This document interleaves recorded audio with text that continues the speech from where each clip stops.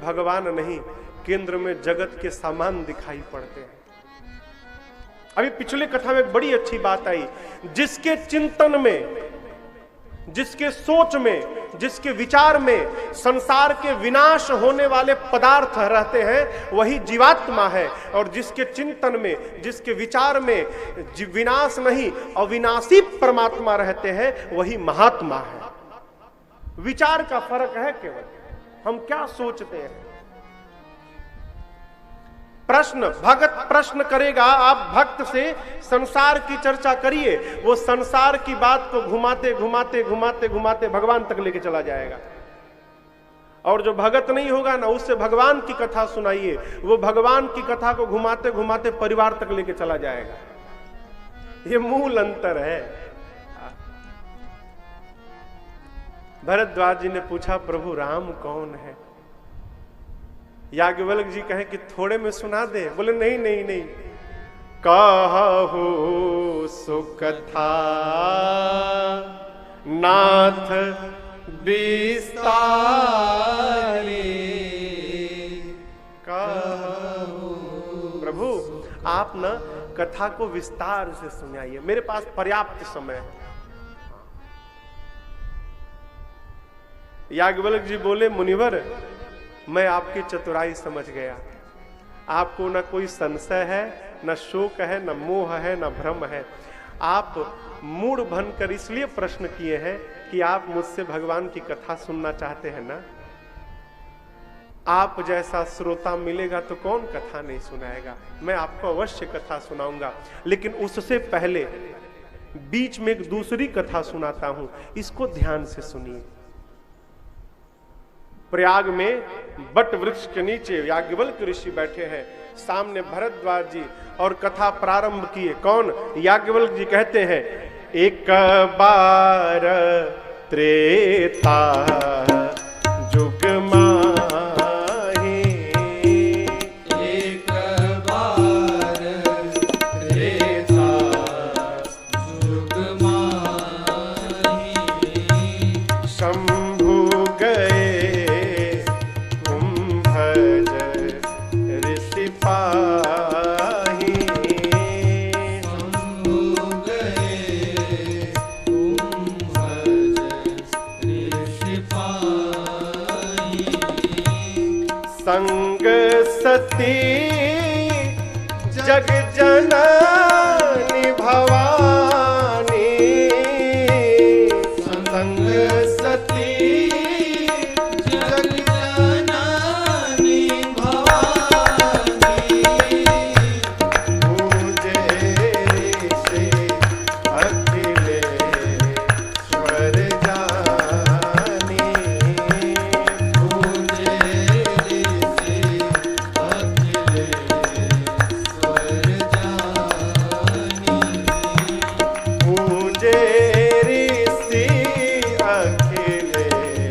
अखिलेश्वर जानी, पूजे ऋषि अखिलेश्वर जानी। त्रेता युग का समय, एक बार भगवान शिव अपनी अर्धांगिनी मां सती पार्वती जी का पिछला जन्म सती मैया को लेकर कैलाश से उतरकर कहां गए? दंडकारण्य पंचवटी के पास अगस्त ऋषि जी का आश्रम है। कल्पना करिए, ये उत्तर है और ये दक्षिण है। यहां पर दक्षिण दिशा के पास पंचवटी आश्रम है, और उससे उत्तर दिशा में आगे जब बढ़ेंगे तो अगस्त जी की कुटिया है। ठीक, शंकर भगवान उतर के गए अगस्त जी के यहां कथा सुनने। अब आप बताओ, सवेरे सवेरे घर का डोरबेल बजा, आप जाकर खोले तो देखिए साक्षात शंकरे भगवान आ गए हैं। आप पागल हो जाएंगे कि नहीं हो जाएंगे खुशी से?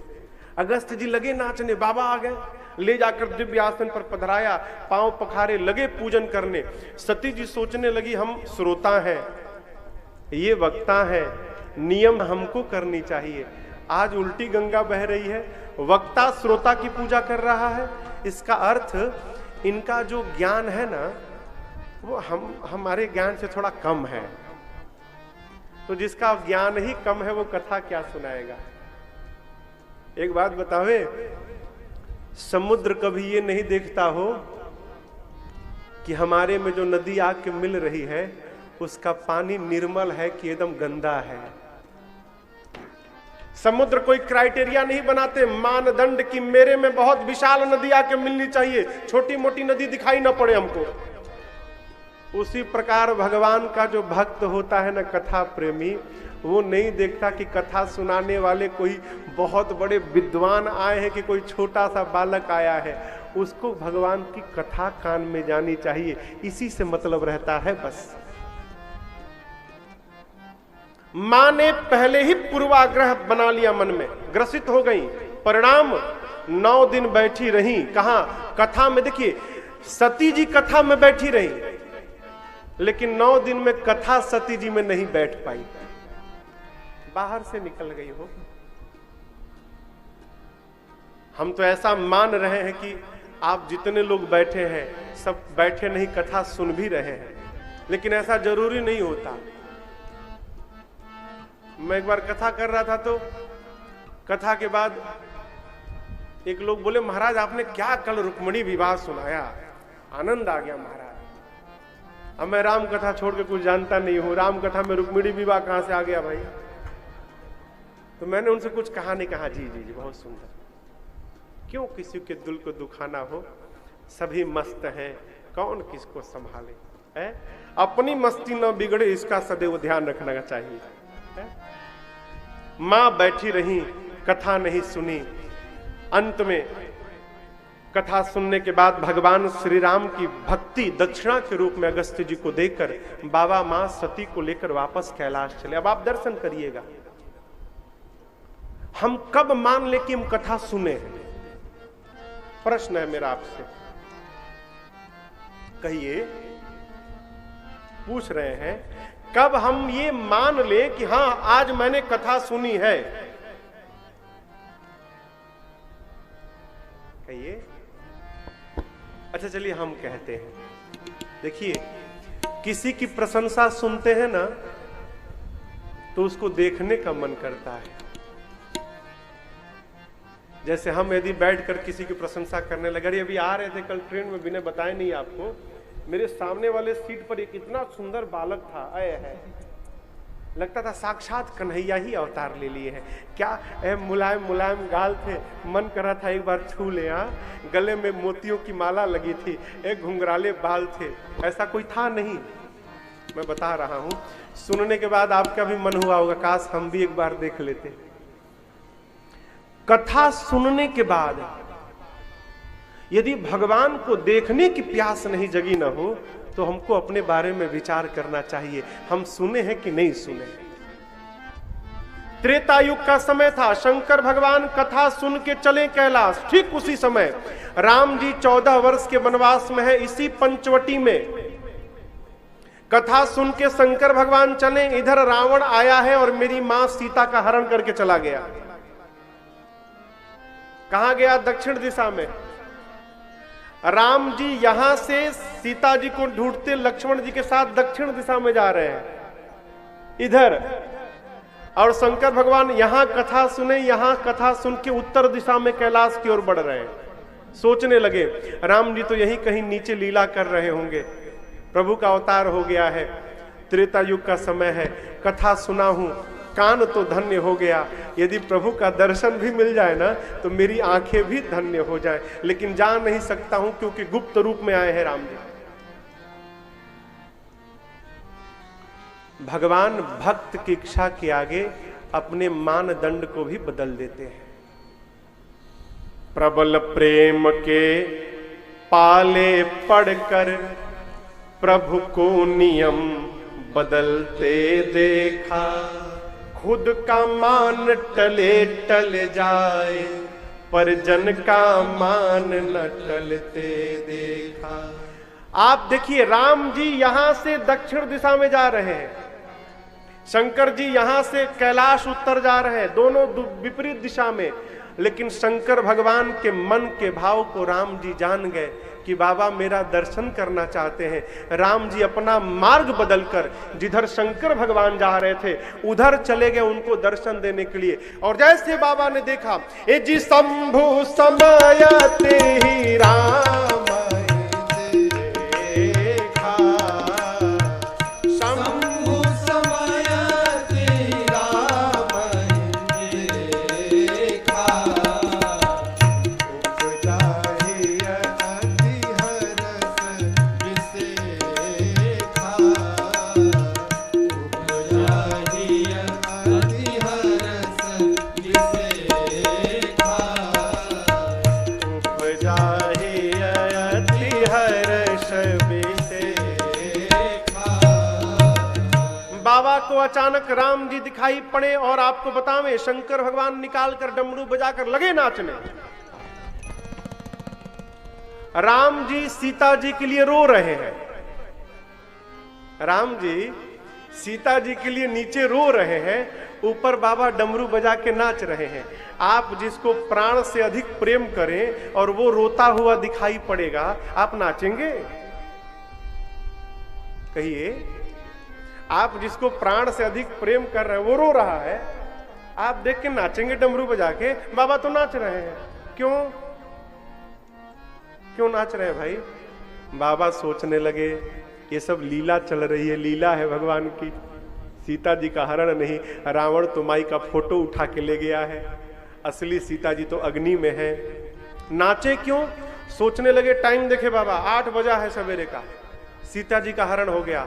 अब राम जी बढ़ेंगे और 10 बजे तक जटायु के पास पहुंचेंगे, 1 घंटे में उनको गति देंगे, फिर चलेंगे, 12 बजे तक सबरी जी के पास पहुंचेंगे, दोपहर का समय होगा, भोजन करेंगे, 3 घंटा सबरी जी के पास रहेंगे, 3 बजे वहां से चलेंगे, 4 बजे पंपा सरोवर पहुंचेंगे, आज 1 घंटा वहां रहेंगे, नारद जी मिलेंगे, नारद जी मिल के जाएंगे, 5 बजे शाम को आज बाबा राम जी पंपा सरोवर से जैसे आगे बढ़ेंगे 5:30 बजे तक ऋष्यमुख पर्वत पहुंचेंगे। और जैसे आज शाम को ऋष्यमुख पर्वत पहुंचेंगे, सुग्रीव जी हमको यानी हनुमान को राम जी के पास भेज देंगे, अरे आज प्रभु से मिलने वाला दिन आ गया है, आज वही समय है मैं प्रभु के शरण में जाऊंगा। ऐसा विचार करके नाचने लगे बाबा। आज मिलन का दिन आया है, लगे निकाले डमरू लगे बजाने, ऊपर से बोले हे सच्चिदानंद भगवान आपकी जय हो जय हो जय हो, जय जयकार करके चल पड़े।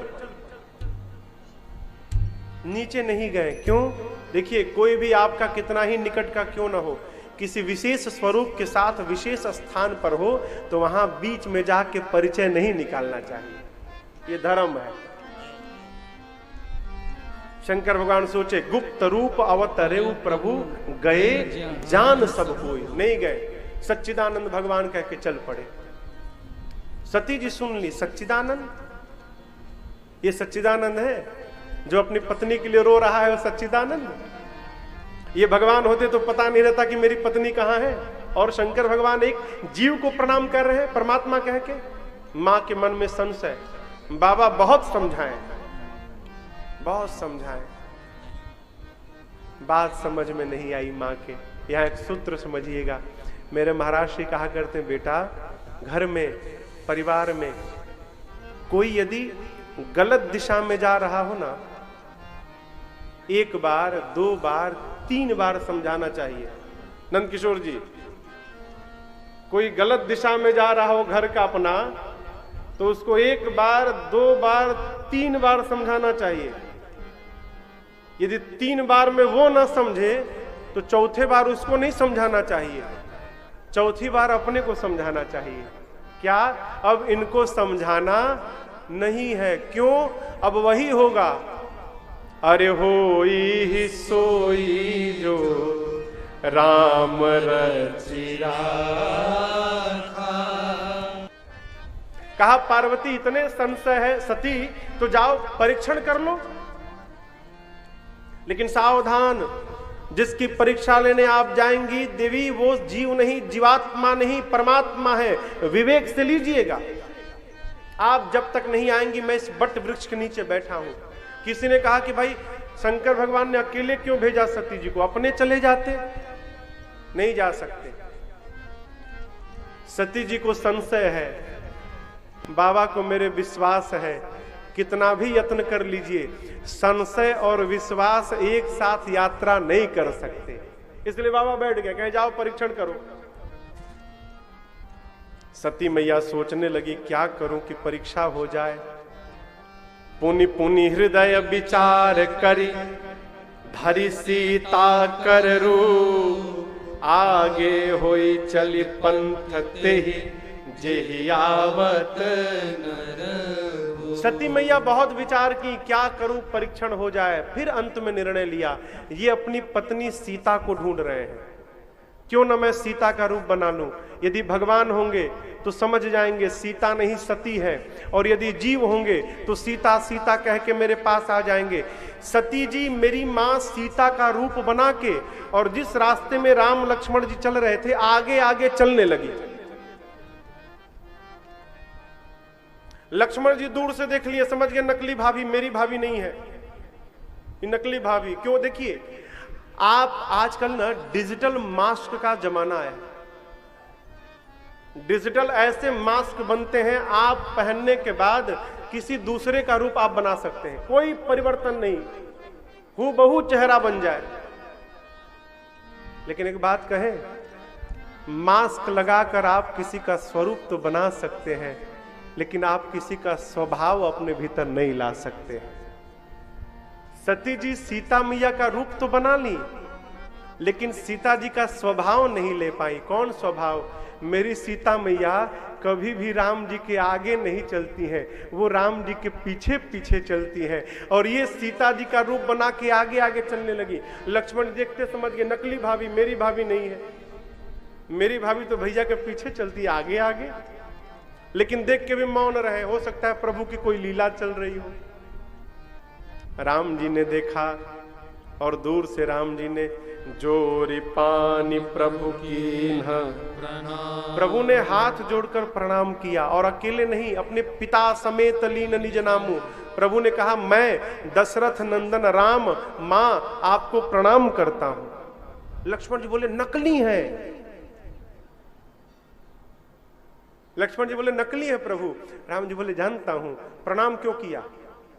राम जी बोले आज ये मेरी परीक्षा लेने आई है। तो परीक्षा लेने वाला कौन होता है? गुरु जी। परीक्षा देने वाला विद्यार्थी। तो आज मैं विद्यार्थी हूं, गुरु जी, और विद्यार्थी का धर्म है गुरु जी दिखाई पड़े तो हाथ जोड़कर उनको प्रणाम कर ले, इसलिए मैंने प्रणाम किया। लक्ष्मण जी बोले पिताजी का नाम क्यों लिया?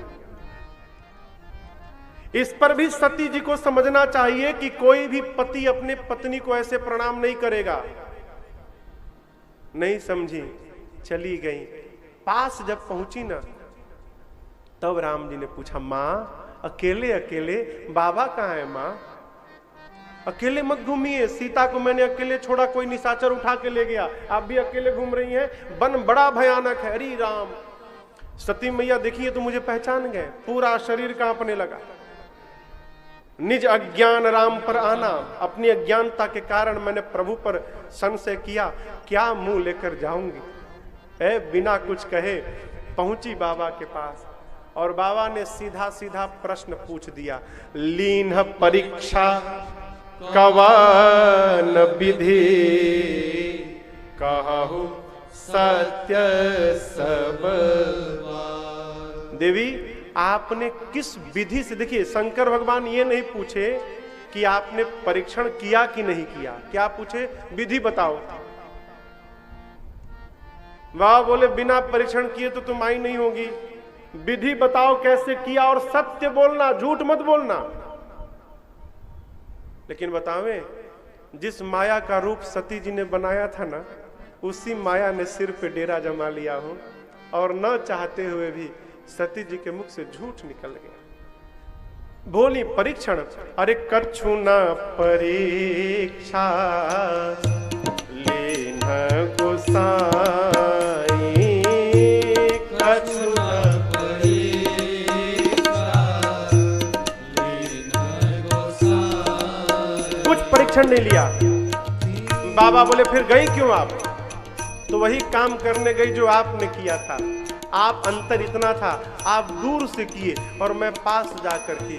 क्या की? मां बोली जाकर मैं वहां पर कीन्ह प्रणाम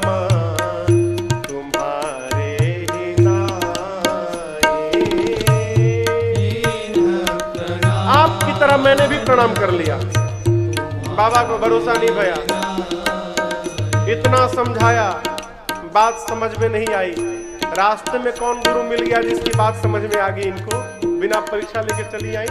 बाबा ध्यान में गए और ध्यान में जाकर बाबा ने सब देख लिया।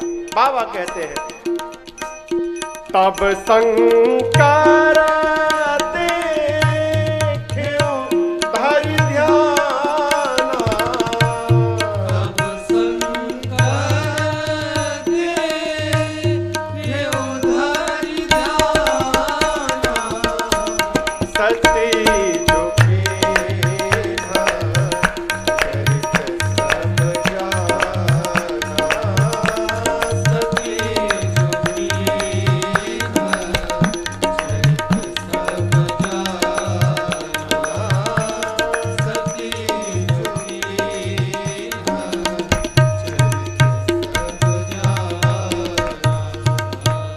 बाबा ध्यान में अवस्थित भय और सब देख लिया। सती ने मेरी मां का रूप बनाया, इतना बड़ा अपराध।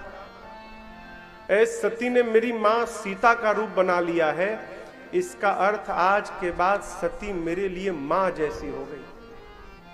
अब मैं इनके साथ गृहस्थ धर्म का निर्वाह कैसे करूंगा? त्याग भी नहीं सकता, प्रिया है, रह भी नहीं सकता। क्यों? अब मातृभाव में है अब मेरे लिए।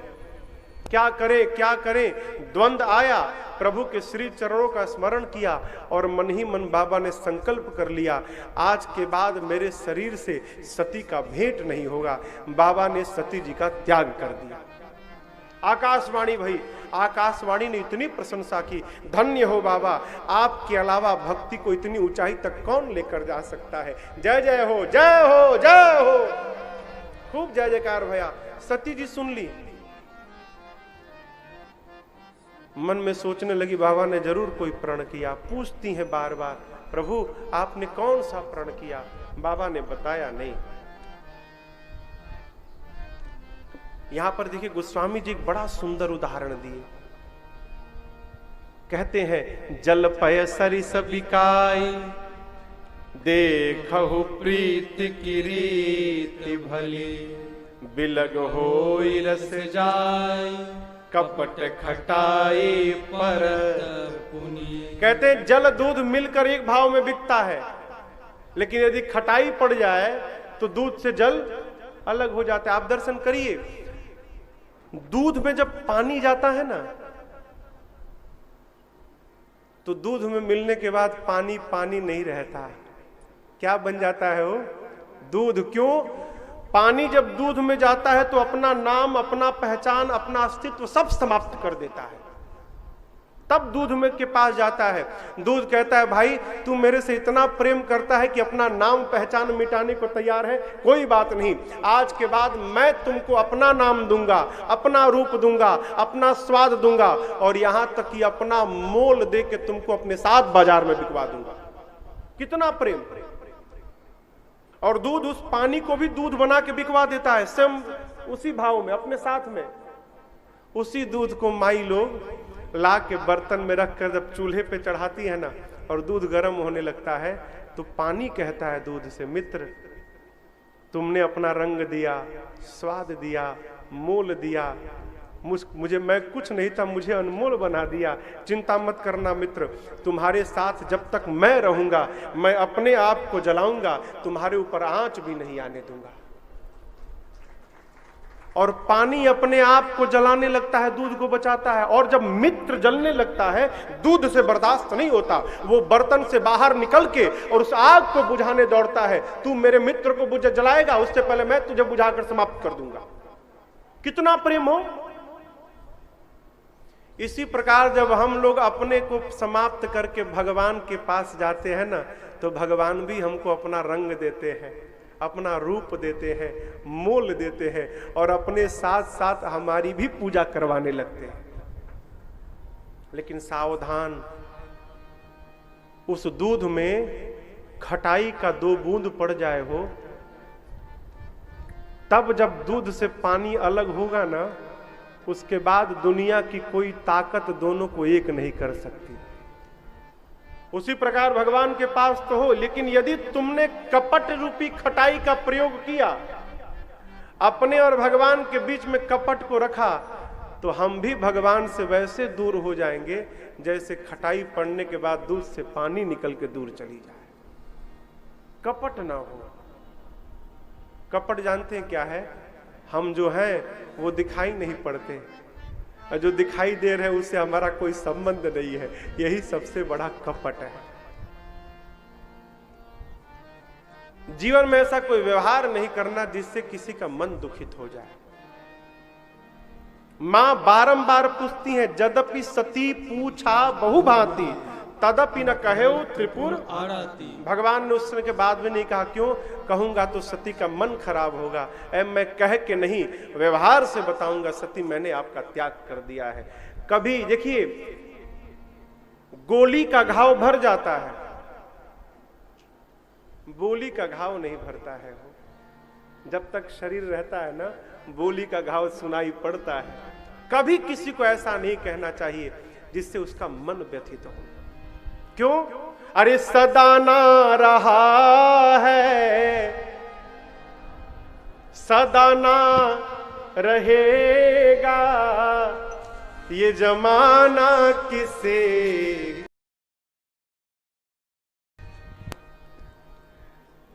एक व्यक्ति मरने वाला था तो अपने बेटे से कहा, बेटा मेरी अंतिम इच्छा पूरी करोगे? बोला, जी पिताजी। चाबी पकड़ो, तिजोरी में एक मोजा है, निकाल कर ले आओ। गया, तिजोरी खोला तो उसमें से एक मोजा निकाला। मोजा 10 स्थान पे फटा हुआ था। ले गया पिताजी के पास। पिताजी बोले, बेटा ये मेरा बड़ा प्रिय मोजा है, मैंने वर्षों से इसको बचा के रखा है। मेरी अंतिम इच्छा है, जब मैं मर जाऊं और मुझे चिता पे जलाना ना, तो ये मोजा पहना के फिर जलाना। करोगे? जी पिताजी, अवश्य करूंगा। प्राण छूटा, घाट पर लेकर गए सब। जब चिता पे शरीर को रखने की बारी आई, उसने कहा, देखिए पिताजी की अंतिम इच्छा थी, मैंने वचन दिया है, मैं ये मोजा पहना के फिर चढ़ाऊंगा वहां। ब्राह्मणों ने कहा, दिमाग ठीक है? चिता पे रखने के समय शरीर पर कोई कपड़ा नहीं रहता है। बोले, हम नहीं जानते, पिताजी की इच्छा मैं पूरा करूंगा ही करूंगा, बिना पहना मैं रखने नहीं दूंगा। भैया बवाल, वो कहे कि बिना मोजा पहना मैं रखने नहीं दूंगा, ब्राह्मण का मोजा रहेगा ही नहीं। बड़े बड़े विद्वानों को बुलाया गया, कोई उपाय निकले, कोई उपाय नहीं। कोई भी ब्राह्मण देवता तैयार नहीं हुए कि मोजा पहनाया जाए। तब तक एक दूसरा व्यक्ति आया और उसने उस लड़के को एक दूसरा पत्र दिया। वो भी पत्र उसके पिता का ही था। बच्चे ने पत्र खोला, उसमें लिखा था पिता ने, बेटे आज तुम देख रहे हो ना, तुम्हारे लाखों प्रयास करने के बाद भी ये फटा हुआ मोजा भी मुझे कोई पहनाने नहीं दे रहा है। अरे संपत्ति तो छोड़ो, मैं अपने साथ एक फटा मोजा भी नहीं लेके जा सकता हूं। मैं तुमको समझाने के लिए कहा था, जीवन में खूब पैसा कमाना, धन कमाना, लेकिन साथ में थोड़ा वो भी कमाते जाना जिसको साथ में लेकर अगले जन्म तक यात्रा कर सको। क्यों? सब कमा लोगे, ये नहीं कमा पाओ ना, तो जाते समय कंगाल होके जाना पड़ेगा, साथ में कुछ जाए रहेगा नहीं। नहीं साथ जाता अरे खजाना किसी का, इसलिए नहीं चाहिए दिल दुखाना किसी। बाबा ने बताया नहीं, लेकर गए कैलाश और शंकर भगवान 87,000 वर्ष के लिए समाधि में चले गए। जानते हैं, किसी को सजा देनी हो, सबसे बड़ी सजा है मौन धारण कर लीजिए। इससे बड़ी कोई सजा नहीं होती। सामने रहे बात मत करिए, मौन धारण करिए। मौन धारण करना तपस्या है, साधारण बात नहीं है। चुप हो जाना। लोग कोई नहीं मिलता तो शीशे से बात करते हैं। बाबा मौन हो गए। 87,000 वर्ष बाद समाधि से बाहर आए, राम राम स्मरण किए। सती जी दौड़ कर गई, प्रणाम की। बाबा ने सामने बिठाकर लगे बाबा कथा सुनाने, लगे कहन हरि कथा रसाला। ठीक इसी समय ब्रह्मा जी ने सती के पिता दक्ष को प्रजापतियों का नायक घोषित कर दिया। बड़ा अधिकार दक्ष को जैसे मिला। आपको बतावें, दक्ष इतने बड़े अभागे थे, अपने दामाद यानी शंकर भगवान को ही शत्रु मानते थे। क्यों? एक बार ब्रह्मा जी की सभा बैठी थी, सारे देवता बैठे थे। दक्ष आए तो जितने देवता दिग्पाल थे सब सम्मान में खड़े हो गए। ब्रह्मा विष्णु महेश क्यों खड़े भय हो भाई, सबके ऊपर है। दक्ष सोचने लगा कि ठीक है विष्णु जी नहीं भाई, कोई बात नहीं, कोई बात नहीं, लेकिन ये शंकर तो मेरा दामाद है, इसको तो कम से कम खड़ा होना चाहिए। बाबा को पता नहीं कि ससुर जी आए हैं, वो तो झोली में हाथ डाले, आंख बंद करके राम राम राम राम में लगे।